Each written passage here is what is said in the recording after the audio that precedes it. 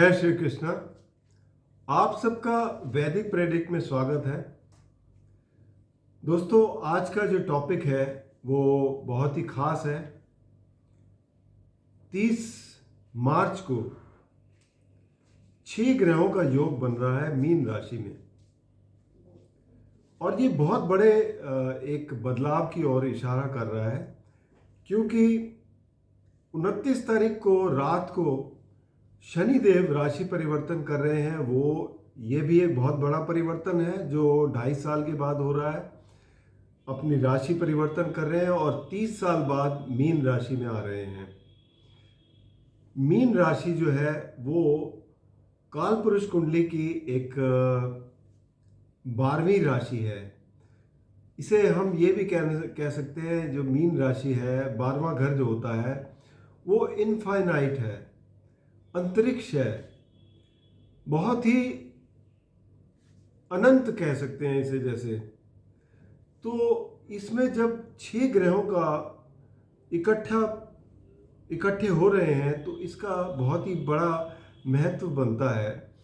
और खास करके क्योंकि ये जो ग्रह इकट्ठे हो रहे हैं, ये बहुत ही लंबे समय के बाद ऐसी स्थिति आ रही है जो एक बहुत ही बड़े बदलाव की ओर इशारा कर रही है।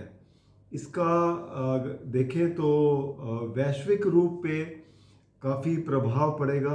देखिए, आप वैसे भी जान सकते हैं ना कि आप अगर घर में जैसे अकेले हैं तो आप कुछ अपनी मर्ज़ी से कुछ अपनी चॉइस की चीज़ें कर सकते हैं, शांत रहते हैं और कोई परेशानी नहीं होती। 2 लोग हैं तो आपस में ठीक है, एक बातचीत रहती है, कोई ना कोई तालमेल रहता है। लेकिन जब 6 लोग घर मान लो एक साथ आ जाए तो एक किस्म से एक वातावरण बहुत ही तहलका सा हो जाता है, कुछ ज़्यादा हलचल हो जाती है। इसी तरीके से एक घर में जब 6 ग्रह इकट्ठे हो जाए तो ज़रूरी बात है कि उस घर में हलचल तो बहुत होगी।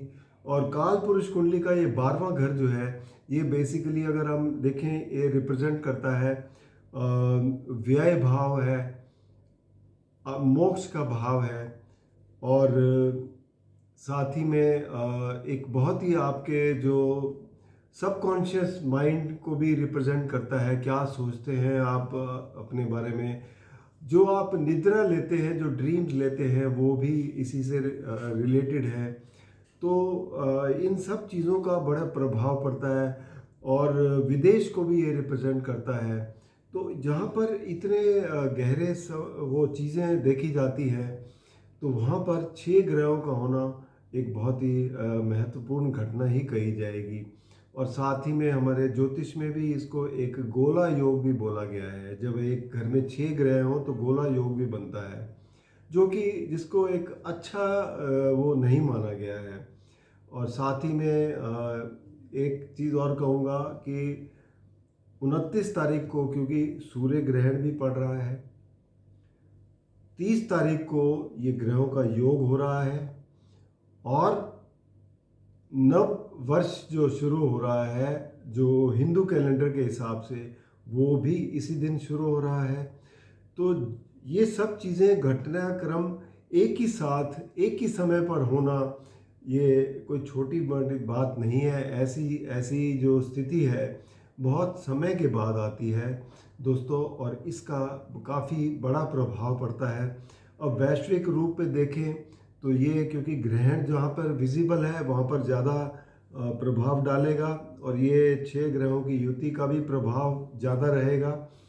जैसे कि आपके यूएसए कनाडा साइड में, वहाँ पर ये ग्रहण दिखाई देगा। ऐसे ही यूरोप के कई देशों में दिखाई देगा, और ऑस्ट्रेलिया वगैरह में भी है। लेकिन भारत में ये ग्रहण नहीं दिखाई देगा, तो इसलिए भारत पर इसका ज़्यादा प्रभाव नहीं है। और साथ ही में अब एक चीज़ और भी देखेंगे कि अलग अलग ये जब इतना बड़ा चेंज आ रहा है जो ग्रहों की वजह से आ रहा है, तो ये वैश्विक रूप में एक जो सभी बात कर रहे हैं कि युग परिवर्तन का समय है। युग परिवर्तन, बेसिकली युग परिवर्तन है क्या? युग परिवर्तन ये है कि इस समय पावर जो है ना शिफ्ट हो रही है। अभी तक क्या था, हमारे संसार में अगर देखें तो सिर्फ यूएसए ही एक बहुत बड़ी पावर थी, जो कि काफ़ी समय से, पिछले देखा जाए तो कई सालों से ही यूएसए का वर्चस्व बना हुआ था। हालांकि कोल्ड वॉर के चलते हुए रशिया भी एक बहुत बड़ी पावर है और धीरे धीरे चाइना भी ऊपर आया, लेकिन अभी रिसेंटली भारत भी काफ़ी ऊपर आया है। और ये जो स्थितियां बदलती हुई नज़र आ रही हैं, तो पावर सेंटर अलग अलग बनने जा रहे हैं। विश्व को जो है वो एक सिंगल पावर की वजह से नहीं, बल्कि कई पावर सेंटर बनेंगे, जो ये एक बहुत बड़ा बदलाव है। इसमें देखा जाए तो जिस तरीके से पहले दुनिया लोग जैसे यूएसए कंट्रोल करता था मिलिट्री पावर से और अपने डॉलर की ताकत से, लेकिन भारत की जो प्रवृत्ति है, हम लोगों का जो चयन है, जिस तरीके से हम चलते हैं, वो ये कि हम सभी को ये मानते हैं कि वासुदेव कुटुंबकम, की सभी संसार एक ही परिवार है। और इसी तरीके से नज़रिए को देखते हुए और सारी दुनिया की निगाहें भी भारत पर पड़ी हुई हैं, तो ये जो आने वाले बदलाव है, इससे काफ़ी बड़ा फर्क पड़ेगा। इसी तरह ये वैश्विक रूप पे तो है ही है। इसमें सबसे बड़ा जो बदलाव आने वाला है, सबसे पहले तो वो इकोनॉमिक कंडीशंस में है, क्योंकि जो पहले ग्लोबलाइजेशन चल रहा था, अब वो बेसिकली डी ग्लोबलाइजेशन होगा। सबसे पहले तो सब अपनी अपनी कंट्रीज़ में अपनी अर्थव्यवस्था, जो हमारे प्रधानमंत्री जी ने भी कहा है कि आत्मनिर्भरता, उस पर फोकस ज़्यादा रहेगा आने वाले सालों में। और साथ ही में अपनी अपनी शक्तियां जो है वो सामने नज़र आएंगी कि कौन कितना पावरफुल होगा। तो ये आने वाला वक्त ही बताएगा, लेकिन बदलाव ज़रूर आ रहे हैं, ये साफ नज़र आ रहा है। और पावर सेंटर जो है वो अलग अलग हो जाएंगे। अब इसके अलावा और क्या फ़र्क आना है, अब राशियों के हिसाब से देखें किस तरीके से रहेगा। अब राशियों 12 राशियां हैं, 12 राशियों के हिसाब से देखेंगे तो मेष राशि वालों के लिए ये युक्ति 12वें घर में हो रही है, तो इनके लिए अच्छी नहीं है। तो मेष राशि वालों को ज़्यादा सतर्क रहने की ज़रूरत है, अपने खर्चों पर ज़्यादा ख्याल रखें, और कोई परेशानियां हैं स्वास्थ्य रिलेटेड, उस पर ज़्यादा ध्यान देने की ज़रूरत है। वृषभ राशि वालों के लिए ये 6 ग्रहों का योग 11वें घर में हो रहा है। 11वां घर लाभ स्थान है, तो वृषभ राशि वालों के लिए बहुत बड़े अवसर मिलने की जो उम्मीद है, बहुत बड़े लाभ मिलने के अवसर दिखाई देते हैं, जो ये कहते हैं कि आपको इसमें काफ़ी फ़ायदा मिलने वाला है। मिथुन राशि वालों की अगर बात करें तो मिथुन राशि के लिए ये योग बनेगा 10वें घर में। 10वां घर आपका कार्य क्षेत्र है। कर्म जो भी करते हैं आप, चाहे वो आपके कैरियर से रिलेटेड हो या आम जीवन में जो भी आप कर्म करते हैं, वो 10वें घर से ही देखा जाता है। और यहाँ पर ये जो 6 ग्रहों का योग बन रहा है, तो ज़रूरी बात है कि आपके जो कर्म जो है बहुत बढ़ जाएंगे, प्रेशर रहेगा आपके ऊपर, काम करने का प्रेशर रहेगा, तो उस प्रेशर की सिचुएशन को आपको हैंडल करना पड़ेगा। और इसी तरीके से आप चाहे वो मेडिटेट करके करें, अपने आप को कूल रख के करें, क्योंकि उस प्रेशर को आपको झेलना पड़ेगा। तो और अब बात करेंगे कर्क राशि की, तो कर्क राशि के लिए ये 6 ग्रहों का योग आपके नवम भाव में होने जा रहा है। नवम भाव बेसिकली ये कहूँगा कि आपके लिए हो गया भाग्य स्थान, धर्म का स्थान, पिता का स्थान। तो इन सब चीज़ों में आपको देखने को मिलेगा, कुछ बदलाव होंगे, कुछ लंबी यात्राएं हो सकती हैं, विदेश यात्राएं हो सकती हैं, आप उच्च शिक्षा में कुछ अच्छा कर सकते हैं, तो ये सब आपको देखने को मिलेगा। बात करेंगे अब सिंह राशि वालों की, तो सिंह राशि वालों के लिए ये 6 ग्रहों का योग 8वें घर में होने जा रहा है। 8वें घर हमेशा एक इविल हाउस कहा जाता है। इसमें जितने भी ग्रह इकट्ठे होंगे, ये कुछ अच्छी इशारा नहीं कर रहे। ये बहुत ही बड़ा चेंज जो आ रहा है, इसमें आपको काफ़ी सतर्क रहने की ज़रूरत है। एक तो ये कि किसी से भी आप कोई वाद विवाद में ना उलझें, कोई अगर स्वास्थ्य की प्रॉब्लम है उसका ध्यान रखें, और कोर्ट कचहरी के केस हैं तो वहाँ पर भी आपको खास ध्यान रखना पड़ेगा। अपनी वैल्यूएबल चीज़ें वो भी संभाल कर रखें। तो दोनों कई चीज़ें हैं इसमें, क्योंकि बहुत ही अनप्रेडिक्टेबल हाउस होता है, अचानक से लाभ भी देता है, अचानक से ये नुकसान भी बहुत बड़े करता है। तो बहुत ही सतर्क रहने की ज़रूरत है सिंह राशि वालों को। कन्या राशि की बात करें तो कन्या राशि के सप्तम भाव में होने जा रहा है ये 6 ग्रहों का योग। और सप्तम भाव आपका क्या है, आपके बाहर की विंडो है। बाहर की विंडो से कहाँ से कौन से लोग आते हैं, आपके आपके पति या पत्नी आते हैं, आपकी पार्टनरशिप्स होती हैं, या आप जिन लोगों से बाहर जो डील करते हैं वो सब लोग आप सप्तम भाव से देखते हैं। तो यहाँ पर आपको अपने रिश्तों में, पार्टनरशिप में, या जो भी आप डीलिंग करते हैं उसमें बड़े ध्यानपूर्वक चलना पड़ेगा।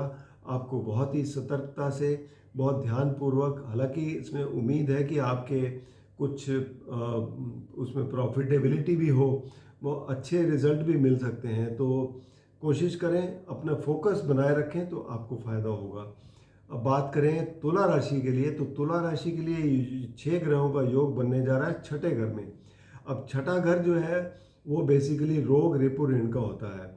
तो यहाँ पर आप दुश्मनों पर काफ़ी हावी होंगे, इसमें कोई दो राय नहीं है। बाकी देखा जाए तो आपके राशि स्वामी भी ऊंच के बैठे हुए हैं यहाँ छठे घर में, तो यहाँ पर भी आपको कोई परेशानी नहीं है। तो ओवरऑल तुला राशि वालों के लिए भी ये योग जो है, जो 6 ग्रहों का योग बन रहा है, ये आपके लिए काफ़ी पॉजिटिव होगा, काफ़ी कारगर सिद्ध होगा।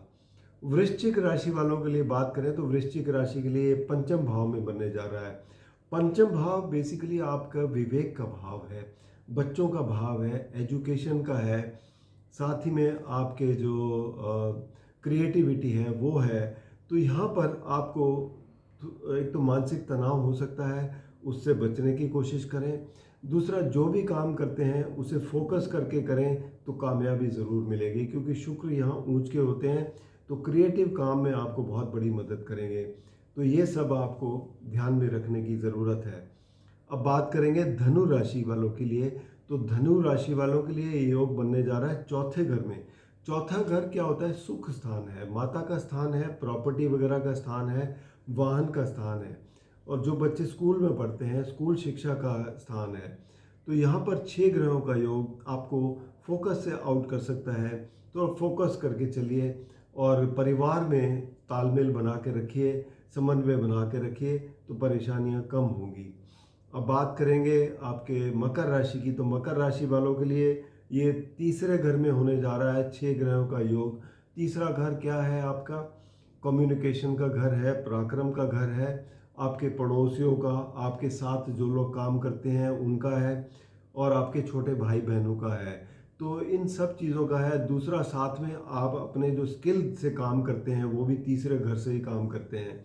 तो आपको यहाँ पर भी आप बड़े ध्यानपूर्वक, पराक्रम तो आप दिखाएंगे अच्छी तरीके से, उसमें कोई दो राय नहीं है, और आपको यहाँ पर फ़ायदा भी मिलेगा।